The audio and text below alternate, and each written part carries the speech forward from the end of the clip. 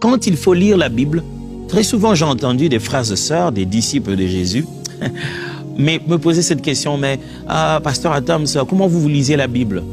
Moi, quand je lis la Bible, vraiment, j'aimerais comprendre. Des fois, les gens posent cette question de la compréhension de la Bible, pas parce qu'ils ne comprennent pas le français ou la langue dans laquelle ils lisent, parce qu'ils s'imaginent que dès qu'ils ont la Bible devant eux, ils doivent comprendre des mystères.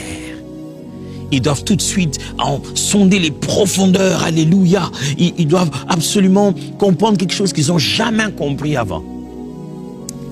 Mes amis, lire, c'est d'abord lire. Permettez-moi de partager avec vous cette forme de lecture finalement.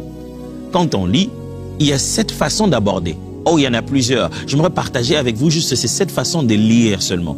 Parce que des fois, quand nous allons lire la Bible, nous avons toujours cette tendance de la lire prophétiquement, de voir des mystères à l'intérieur.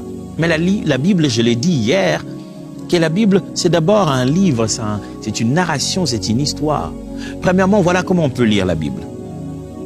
On peut lire la Bible rien que faire de la lecture passive.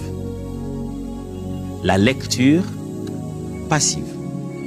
Ça signifie que vous lisez sans poser aucune question au texte, vous lisez juste pour comprendre.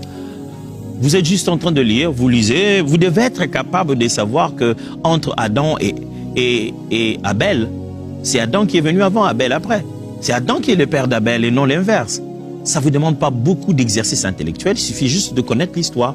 Vous lisez passivement, vous comprenez au moins les faits, vous ne posez aucune question au texte, vous voulez juste savoir ce qui se passe. Deux fois, la Bible doit être lue de cette manière, mes amis.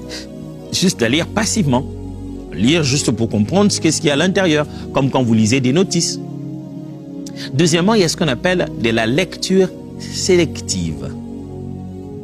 La lecture sélective. Ça signifie cette fois-ci, vous êtes en train de chercher des informations bien précises. Vous êtes vraiment à la recherche de... Vous savez ce que vous voulez savoir. Là, par exemple, vous dites, comment s'appellent les noms des parents de Moïse? Son père s'appelait comment? Sa mère s'appelait comment? Vous ne trouverez pas ça dans le livre d'Exode au début. Là. La Bible dit il y avait un homme de la tribu de Lévi qui a épousé une femme de la tribu de Lévi. Donc, on commence pas par citer leurs noms à cet endroit-là. Mais quand vous voulez faire une lecture dite sélective, vous allez à la recherche des données particulières dont vous avez besoin. Alors, un petit défi. Comment il s'appelait la femme, la mère de Moïse et son père?